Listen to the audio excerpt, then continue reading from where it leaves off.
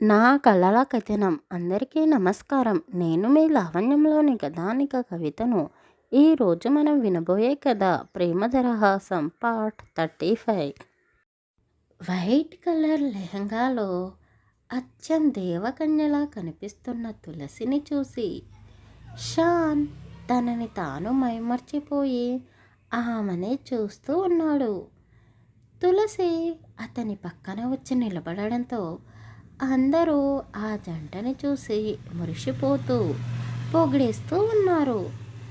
షాన్ చుట్టూ ఉన్న వాళ్ళని పట్టించుకోకుండా తన సంతోషాన్ని అదుపు చేసుకోలేక తులసిని ఎత్తుకొని తిప్పుతూ తులసి ఐ లవ్ యూ అని తన మనసులో మాటని అందరికీ వినపడేలా చెప్పాడు.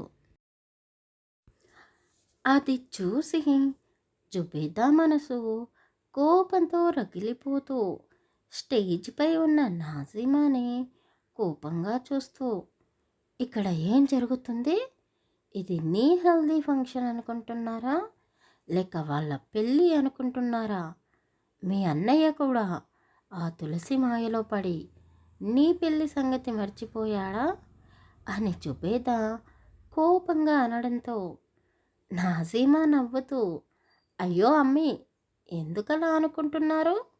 భయ్యా లేకపోతే అసలు నా పెళ్ళి జరిగేదే కాదు. బాబీని ఎంతగా ప్రేమిస్తున్నాడో ఆ విషయం అందరి ముందు చెప్తే తప్పేముంది? అయినా మన బంధువులు కూడా చూడు, ఆ తులసి వాళ్ళ ఫ్యామిలీతో ఎంత చక్కగా కలిసిపోయారో. ఇంకో విషయం, తులసి బాబీ భయ్యాని ఇష్టపడి పెళ్లి చేసుకోలేదు, కానీ ఇప్పుడు వాళ్ళ మధ్య అంతులేని ప్రేమ ఉంది. ఆ ప్రేమని ఎవరి దిష్టి తగలకూడదు అంటూ నాజీమా తన చేతి మెటికలు విరుస్తూ ఆ జంటను చూసి మురిసిపోతూ ఉంది. ఇక్కడ ఉన్న వాళ్ళందరినీ ఆ తులసి కుటుంబం ఏదో మాయ చేసింది. నా మాట ఎవరూ వినడం లేదు. ఈ తులసి నవ్వు చూస్తే నాకు ఇక్కడ ఉండాలని లేదు, కానీ ఏం చేస్తా? నేను ఈ ఫంక్షన్లో ఉండకపోతే అందరూ నన్ను తప్పుపడతారు అని జుబేదా మనసులోనే అనుకుంటూ పక్కకు వెళ్ళి కూర్చొని తన కొడుకు గురించి ఆలోచిస్తూ ఉంది. హల్దీ ఫంక్షన్లో ఉన్న అమ్మాయిలందరూ షాన్ అలా ప్రపోజ్ చేయడంతో తులసిపై ఈర్ష్యపడుతూ చప్పట్ల వర్షం కురిపిస్తూ, తులసి, నువ్వు చెప్పవుతావా లేక మమ్మల్ని చెప్పమంటావా? ఐ లవ్ యూ అని ఆ అమ్మాయిలు అందరూ అనడంతో అప్పటి వరకు అతని కళ్ళలోకే చూస్తూ ఉన్న తులసి తేరుకుంటూ చుట్టూ ఉన్న వాళ్ళని చూసి సిగ్గుపడుతూ అమ్మా నాన్నల వైపు చూసి వాళ్ళ కళ్ళలో ఉన్న ఆనందాన్ని చూస్తూ తులసికి సంతోషంగా అనిపించింది. ఎలాంటి తల్లిదండ్రులైనా సరే కూతురు అల్లుడితో సంతోషంగా ఉండాలి అనే కోరుకుంటారు కదా. మరి తులసిని అంతగా ప్రేమించే భర్త దొరకడం వాళ్లకు ఆనందమే కదా. బావా, ఏం చేస్తున్నావు? నన్ను కిందకు దించే అని తులసి ఎంతగా అడుగుతున్నా అతను ఊహు, దించను, నువ్వు కూడా నేను చెప్పిందే అందరి ముందు చెబితేనే దించుతాను అని తల అడ్డంగా ఊపుతున్నాడు. పక్కనే ఉన్న కీర్తి కూడా, తులసి చెప్పవే, ఇంకా ఏం ఆలోచిస్తున్నావు? నీ మనసులో ఉన్న మాట చెప్పు అని ఆమె కూడా అనడంతో తులసి అతని కళ్ళలోకి చూస్తూ, బావా ప్లీజ్ దింపవా? అక్కడ చూడు, స్టేజ్పై మీ చెల్లెలు ఒక్కతే ఎలా కూర్చుందో. ఈ ఫంక్షన్ తన కోసమే ఏర్పాటు చేసింది అని తులసి నాజీమా గురించి చెప్పగానే షాన్ అతని చెల్లెలి వైపుకు చూస్తూ తులసిని కిందకి దించేసి ఇద్దరూ కలిసి స్టేజ్ పైకి వెళ్ళారు. నాజీమా వాళ్ళిద్దరినీ గుండెలకు హత్తుకుంటూ, మీ ప్రేమ ఎంత స్వచ్ఛమైందో, బాబీ, నువ్వు కూడా మా అన్నయ్య మీద ఎంత ప్రేమ ఉందో చెప్పే వరకు నేను మెహందీ పెట్టించుకోను. ఈ హల్దీ ఫంక్షన్ కూడా స్టార్ట్ అవ్వదు. నువ్వు చెప్పాల్సిందే అంటూ ఆమె పక్కనే ఉన్న సింగర్ చేతిలో నుండి మైక్ తీసి తులసి చేతిలో పెట్టింది. ఇప్పుడు చెప్పు, అందరికీ వినపడేలా చెప్పు, మా అన్నయ్య అంటే నీకు ఎంత ఇష్టమో అని నాసీమ పట్టుపెట్టడంతో అక్కడే ఉన్న అమ్మాయిలు మరోసారి, తులసి, నువ్వు చెప్పకపోతే మాకు ఇచ్చేసేయండి షాన్ని అని వాళ్ళు నవ్వుతూ అనడంతో తులసి కూడా నవ్వుతూ అతని వైపుకే చూస్తూ, ఏం చెప్పాలి, ఎలా చెప్పాలి, అసలు నువ్వంటే నాకు ఇష్టం లేదు, అయినా సరే నన్ను పెళ్లి చేసుకున్నావు, నేను మా అమ్మా నాన్నలను వదిలి అస్సలు ఉండలేను, అలాంటి నన్ను పూర్తిగా మార్చేశావు, ఇప్పుడు నిన్ను చూడకుండా ఒక్క నిమిషం కూడా ఉండలేకపోతున్నాను, నీ ప్రేమతో ఎప్పుడో నన్ను నీదాన్ని చేసుకున్నావు, బయటి వాళ్ళందరూ కులం వేరు మతం వేరు, నీ భార్యను వదిలేసి అని ఎంతమంది చెప్పినా వాళ్ళ మాటలు పట్టించుకోకుండా ఇప్పటికీ నన్నే ప్రేమిస్తూనే ఉన్నావు, ఇంత ప్రేమించే భర్త దొరకడం నా అదృష్టం అంటూ తులసి స్టేజ్ పైనే అందరి ముందు అతని నుదిటిపై ముద్దు పెడుతూ అతనికి ఐ లవ్ యూ అని చెప్పింది. తులసి తల్లిదండ్రులతో పాటు అక్కడ ఉన్న వాళ్ళందరూ ఆ జంటను చూసి సంతోషిస్తూ ఉన్నారు. నూర్ బేగం గారు కూడా ఆ జంటకి డబ్బులతోనే దిష్టి తీస్తూ అక్కడ ఉన్న పని వాళ్లకు ఇనాంగా ఇచ్చింది. అందరూ సంతోషంగా ఉన్న జుబేదా మాత్రం కళ్ళలో నిప్పులు చిందిస్తూ ఉంది. అప్పుడే వరుణ్కి ఫోన్ రావడంతో అతను ఫోన్ మాట్లాడుతూ పక్కకి వెళ్ళాడు. ఫోన్ చేసిన వ్యక్తి మాట్లాడుతూ, హలో వరుణ్, ఎక్కడున్నావు, షాన్ ఫోన్ లిఫ్ట్ చేయడం లేదు అని వాళ్ళిద్దరికీ తెలిసిన ఇన్స్పెక్టర్ అడగడంతో, హా అవును, అతను బిజీగా ఉన్నాడు, వాళ్ళ చెల్లెల్లి హల్దీ మెహందీ ఫంక్షన్ ఉంది కదా అని వరుణ్ చెప్పగానే, ఓహో అవునా, ఆ రోజు షాపింగ్ మాల్లో మీ ఫ్యామిలీపై అటాక్ చేసిన వాడు దొరికాడు, ఒకసారి స్టేషన్కి నువ్వైనా సరే రాగలవా అని ఆ ఇన్స్పెక్టర్ చెప్పగానే వరుణ్ నవ్వుతూ, ఇప్పుడే వస్తాను, కానీ మీరు ఈ విషయం ఎవరికీ చెప్పకండి, ముఖ్యంగా జుబేదా గారికి అస్సలు ఫోన్ చేసి చెప్పకండి అని ఇన్స్పెక్టర్కి చెప్పేసి ఫోన్ కట్ చేసి షాన్కి విషయం చెప్పాలి అనుకున్నాడు. కానీ అతను చాలా సంతోషంగా కనిపించడంతో అతనికి చెప్పాలి అనిపించలేదు.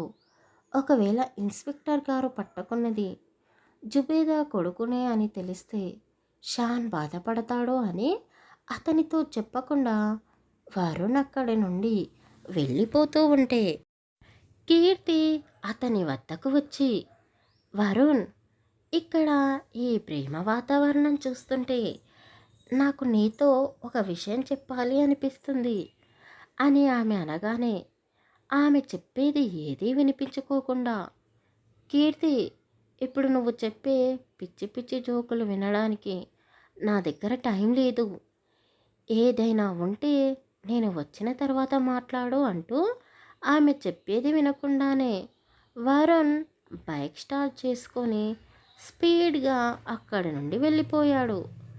అతను అలా వెళ్ళగానే కీర్తికి చాలా ఏడుపు వచ్చింది. నేను నా మనసులోని మాట చెప్పాలి అని అంత క్లియర్గా చెప్పితే పిచ్చిమిచ్చి మాటలు అంటావా, అసలు నేను నీకు నచ్చలేదా అని కీర్తి బాధపడుతూ ఉంది. నాజిమాకి హల్దీ రాస్తూ అందరూ ఎంజాయ్ చేస్తూ డీజే పాటలకి చిందులు వేస్తూ ఉన్నారు. శ్యామ్ చాలా సంతోషంగా పార్టీని ఎంజాయ్ చేస్తూ తులసిని చూస్తూ ఉన్నాడు. తులసి కూడా అతని చూపుల నుండి తప్పించుకుంటూ దొంగచాటుగా అతన్నే చూస్తూ సిగ్గుపడుతూ ఉంది. తులసికి కీర్తి కనిపించకపోవడంతో ఆమెను వెతుకుతూ కీర్తి ఉన్న చోటుకి వెళ్ళింది. కీర్తి సైలెంట్గా ఒక టేబుల్ వద్ద కూర్చొని వరుణ్ అన్నదాని గురించి ఆలోచిస్తూ ఆమె ముందున్న ఐటమ్స్ తింటూ ఉంది. అది చూసి తులసి నవ్వుతూ, ఏ కీర్తి, ఏం చేస్తున్నావే? నువ్వు ఆకలిగా తింటున్నట్టు లేదు, కోపంగా తింటున్నట్టున్నావు, అలా కనిపిస్తున్నావు, ఏమైందే అని తులసి అడగగానే కీర్తి తులసి వైపు కోపంగా చూస్తూ, నువ్వు మీ అన్నయ్య ఇద్దరూ ఒకటే, నన్ను ఎప్పుడూ ఏడిపిస్తూనే ఉంటారు అని కీర్తి అనగానే, అయ్యో రామా, ఇప్పుడు నేనేం చేశానే, మా అన్నయ్య ఏం చేశాడు నువ్వు అంతలా బాధపడడానికి అని తులసి ఆమె పక్కన కూర్చుంటూ అడిగింది. తులసిని వెతుక్కుంటూ వచ్చిన షాన్ కీర్తి మాటలు విని ఏదో గొడవ జరిగింది అని అర్థం చేసుకొని వెంటనే వరుణ్కి ఫోన్ చేశాడు. షాన్ ఫోన్ చేయగానే వరుణ్ అతని నెంబర్ చూసి కంగారు పడుతూ ఫోన్ లిఫ్ట్ చేశాడు. వరుణ్ హలో అంటూ తడబడుతూనే ఉన్నాడు. వరుణ్, ఎక్కడున్నావు? నువ్వు ఎక్కడ ఉన్నా సరే 5 నిమిషాల్లో ఇక్కడ ఉండాలి అని అతను అనగానే వరుణ్ అతను చెప్పినట్టే 5 నిమిషాల్లోనే అక్కడికి చేరుకున్నాడు. కీర్తి తులసి వెనక్కి తిరిగి చూసి, షాన్, నువ్విప్పుడు ఎవరికి ఫోన్ చేశావు? మా అన్నయ్యకా అని తులసి ఆశ్చర్యంగా అడుగుతూ ఉండగానే వరుణ్ అక్కడికి కంగారుగా వచ్చి, షాన్, ఎందుకు ఫోన్ చేశావు? నీకెవరైనా ఫోన్ చేశారా అని అడిగాడు. లేదు, ఎందుకలా అడుగుతున్నావు? నేను ఇంకా ఫోన్ చెక్ చేయలేదు అంటూ షాన్ అతని ఫోన్ చెక్ చేస్తూ ఉండగా తులసికి వరుణ్ సైగలు చేస్తూ ఫోన్ తీసుకో అని చెప్పాడు. తులసి సరే అంటూ, అబ్బా ఏంటి మీరు ఎప్పుడూ ఫోనేనా, అవతల మెహందీ ఫంక్షన్ ఉంది, పదండి అంటూ షాన్ చేతిలో నుండి ఫోన్ తీసుకుంటూ ఉంది. తులసి అలా చేయగానే షాన్ వరుణ్ వైపు కోపంగా చూస్తూ, ఏంటి ఫంక్షన్ నచ్చలేదా? ఇక్కడ అందరినీ వదిలేసి బయటికి ఎందుకు వెళ్ళావు అని కీర్తి వైపు చూస్తూ అన్నాడు. అదేమీ లేదు, చిన్న పని ఉండి బయటికి వెళ్ళాను అంతే అని వరుణ్ అనగానే సరే పదండి అంటూ తులసి అందరినీ తీసుకొని హల్దీ ఫంక్షన్ వద్దకు వెళ్ళింది.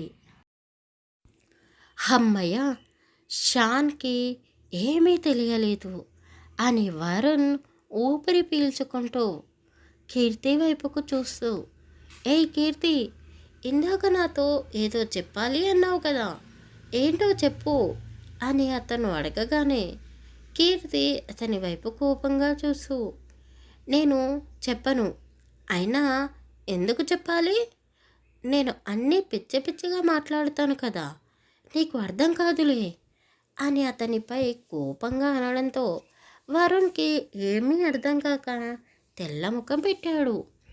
అందరూ జంటలు జంటలుగా డ్యాన్సులు చేస్తూ ఉండగా షాన్ తులసి చెయ్యి పట్టుకొని డ్యాన్స్ చేస్తూ ఉన్నాడు. బావా, ఇక చాలు, నాకు ఓపిక లేదు, చూడు అందరూ మెహందీ చేతికి వేయించుకున్నారు, మరి నేను వేయించుకోవాలి కదా అని అతనికి చెప్పేసి తులసి మెహందీ వేయించుకుంటూ ఉంది. షాన్ మాత్రం ఇంకా డ్యాన్స్ చేస్తూనే అనుకోకుండా వరుణ్ణి హత్తుకున్నాడు. వరుణ్ కూడా షాన్పై ఉన్న కోపాన్ని పక్కన పెట్టేసి ఇద్దరు తమ కాలేజ్ డేస్ని గుర్తు చేసుకున్నాయి. ఇద్దరు కళ్ళల్లో కన్నీళ్లను నింపుకొని అలాగే చిందులు వేస్తూ ఉన్నారు. వాళ్ళిద్దరినీ అలా చూసి తులసి, తులసితో పాటు వాళ్ళ కుటుంబం వాళ్ళు కూడా ఆశ్చర్యపోయి సంతోషిస్తూ ఉన్నారు. కానీ జుబేదా మాత్రం వాళ్ళను అలా చూసి సహించలేకపోయింది. జుబేదా కోపంతో రగిలిపోతూ అక్కడ నుండి తన గదిలోకి వెళ్ళి బాగా ఆలోచించి ఆమె దగ్గర ఉన్న డూప్లికేట్ కీస్తో నూరు బేగం గదిలోకి వెళ్ళి ఆమె బీరువాలో ఉన్న నగలు డబ్బు సత్యవతి బ్యాగులో పెట్టి ఏమీ తెలియనట్టుగా బయటికి వచ్చి కూర్చుంది. నాజీమాని అందంగా రెడీ చేసి స్టేజ్పై కూర్చోబెట్టి వచ్చిన వారందరూ కానుకలు ఇస్తూ ఫొటోస్ దిగుతూ ఉంటే జుబేదా తులసి వద్దకు వచ్చి నూర్ బేగంకి వినపడేలా, తులసి, నాజిమా మెడంతా పోసిపోయి ఉంది. మీ అమ్మమ్మ గారి గదిలో నాజిమా నగలు ఉన్నాయి, వెళ్ళి తీసుకురా అని చెప్పడంతో తులసి నూర్ బేగం గారిని తీసుకొని ఆమె గదిలోకి వెళ్ళి చూసింది. వాళ్ళ వెనకాలే జుబేదా కొంతమంది బంధువులను తీసుకొని నగలు చూపిస్తాను రండి అంటూ నూర్ బేగం గదిలోకి వెళ్ళగానే తులసి కంగారుగా గది మొత్తం వెతకడం చూసి జుబేదా నవ్వుతూ, అయ్యో, ఏం జరిగింది తులసి, ఏం వెతుకుతున్నావు అని అమాయకంగా అడిగింది. అత్తయ్య గారు, ఇక్కడే నగలు డబ్బు పెట్టారు, అవి ఇప్పుడు కనబడడం లేదు అని తులసి అనగానే జుబేదా కావాలనే గట్టి గట్టిగా అరుస్తూ అందరికీ వినబడేలా చేసింది. అందరూ అక్కడికి రాగానే జుబేదా ఏడుస్తూ, అయ్యయ్యో, ఇంట్లో ఎప్పుడూ ఒక చిన్న వస్తువు కూడా పోలేదు, అలాంటిది ఇప్పుడు పెళ్లి కూతురికి కానుకగా ఇవ్వాల్సిన నగలు డబ్బు ఎవరు దొంగతనం చేశారు అంటూ పని వాళ్ళకి చెప్పి ఇల్లంతా వెతికిస్తూ సత్యవతి బ్యాగ్ని వెతకమని చెప్పింది. తులసి కోపంగా చూస్తూ ఉండగానే పనివాళ్ళు సత్యవతి బ్యాగులో నుండి డబ్బు నగలు బయటికి తీశారు. అక్కడ ఉన్న వాళ్ళందరూ సత్యవతిని ఒక దొంగలా చూస్తూ ఉన్నారు. వాళ్ళు చూసే చూపులకు సత్యవతి భరించలేకపోయింది. అప్పుడే లోపలికి వచ్చిన షాన్ అక్కడ ఏం జరిగిందో అర్థం చేసుకొని జుబేదా వైపు చూస్తూ, అమ్మి, ఏం చేస్తున్నారు మీరు? ఈ నగలు డబ్బు నేనే ఆంటీకి ఇచ్చాను. దాదీకి వయసు అయిపోయింది కదా, మీరు చెల్లి పక్కనే ఉంటారు కదా, అందుకే ఆంటీకి ఈ పని అప్పచెప్పాను అని షాన్ అందరి ముందు అనగానే జుబేదా ఆశ్చర్యపోయింది. అక్కడ ఉన్న బంధువులందరూ తొందరపడి సత్యవతిని అవమానించావు అంటూ జుబేదానే తిడుతూ ఉన్నారు. నాజీమా పెళ్లి కావడంతో నూర్ బేగం గారి తమ్ముడు దుబాయ్ నుండి అప్పుడే అక్కడికి వచ్చి అక్కడ జరిగిందంతా కల్లారా చూసి షాన్ని మెచ్చుకుంటూ రాజశేఖర్ని గుండెలకు హత్తుకుంటూ, ఎలా ఉన్నారు మీరంతా, మిమ్మల్ని ఇక్కడ ఇలా చూస్తానని నేను అస్సలు అనుకోలేదు అంటూ జుబేదా వైపు కోపంగా చూస్తూ, షాన్ బేటా, ఎంత పెద్దవాడివయ్యావో అంటూ అతన్ని చూసి కన్నీళ్లు కార్చాడు.